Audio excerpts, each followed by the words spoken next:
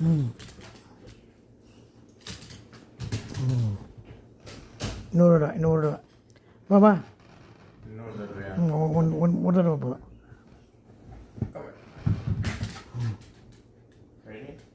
ம் போடு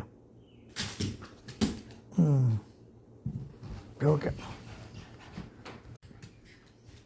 ம்